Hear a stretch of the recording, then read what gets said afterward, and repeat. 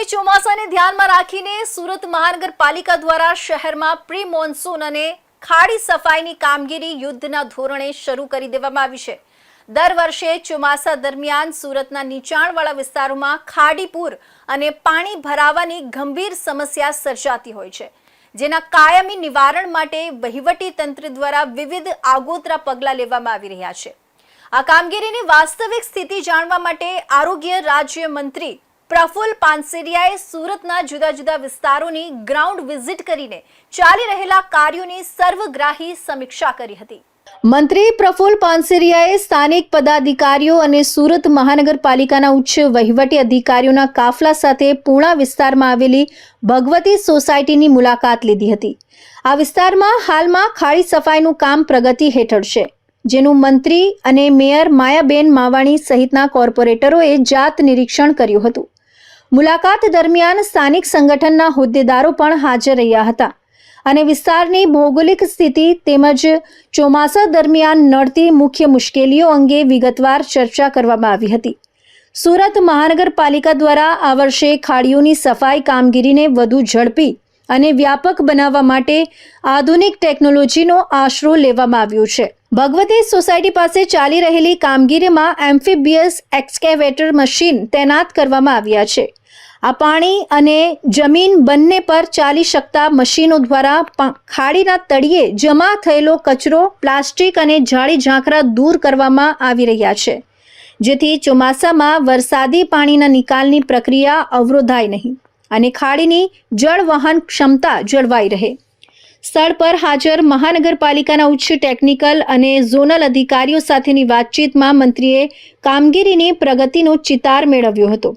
તેમણે અધિકારીઓને સ્પષ્ટ સૂચના આપી હતી કે નીચાણવાળા વિસ્તારોમાં વસતા નાગરિકોને ચોમાસા દરમિયાન ગંદકી, દુર્ગંધ કે ખાડીના પાણી ઘરોમાં ભરાઈ જવાની સમસ્યાનો સામનો ન કરવો પડે તે માટે અત્યારથી જ નક્કર આયોજન સુનિશ્ચિત કરવામાં આવે। નિરીક્ષણ દરમિયાન મંત્રી પ્રફુલ પાનસેરિયાએ સુરત મહાનગરપાલિકાના તંત્રને કામની ગુણવત્તા બાબતે કડક તાકીદ કરી હતી। આજ રોજ સુરત મહાનગરપાલિકાની ટીમ અને મહિલા શક્તિ તરીકે મેયરની સેવા માટે તત્પર થયા માયાબેન અને અમારી કોર્પોરેટરની ટીમ સાથે વરસાદના પાણી અને ખાડીના પાણી જ્યાં જ્યાં અવરોધરૂપ છે એમને જલ્દીથી જલ્દી અવરોધ દૂર કરવા માટે જેસીબી દ્વારા એમને જલ્દી ખાડી સાફ થઈ જાય એ માટેનું નિરીક્ષણ કર્યું, એમને સૂચના આપી। આ કામગીરી યુદ્ધના ધોરણે શરૂ કરાવી છે અને જલ્દી પૂર્ણ થઈ જાય।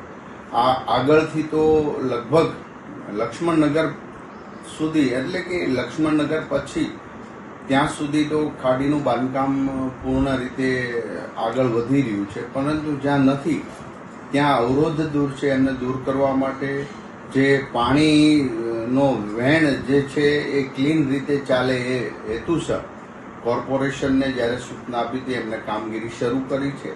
ટીમ મેયર જાગૃતતા સાથે જ્યારે કામગીરી કરી રહી છે ત્યારે અમે અમારા આ વિસ્તાર જાજો ને તકલીફ પડે છે વરસાદના પાણી અને ખાડીના પાણી, જેને ચોમાસા પહેલાં પૂર્ણ રીતે કામગીરી થઈ જશે એ ચોક્કસ વિશ્વાસ છે। એ હેતુસર આજે અમે ખાડીનું અને આખા વિસ્તારના પાણી ભરાવાના પ્રશ્નો જોયા છે અને તત્કાલ એમને સોલ્યુશન કરવા માટેની સૂચના આપી। સુરતમાં દર વર્ષે વરાછા, પૂર્ણા, લીંબાદ અને ઉધના જેવા વિસ્તારોમાં ખાડીપૂર એક મોટી આપત્તિ સાબિત થાય છે। ભૂતકાળના અનુભવો પરથી પાઠ લઈને આ વર્ષે તંત્ર વહેલાસર સક્રિય થયું હોવાનું દેખાઈ રહ્યું છે। ચોમાસાના આગમનને હવે ગણતરીના દિવસો જ બાકી છે, ત્યારે સુરત મહાનગરપાલિકા દ્વારા આઈડેન્ટિફાઈ કરાયેલા હોટસ્પોટ્સ પર વિશેષ ધ્યાન કેન્દ્રિત કરવામાં આવી રહ્યું છે।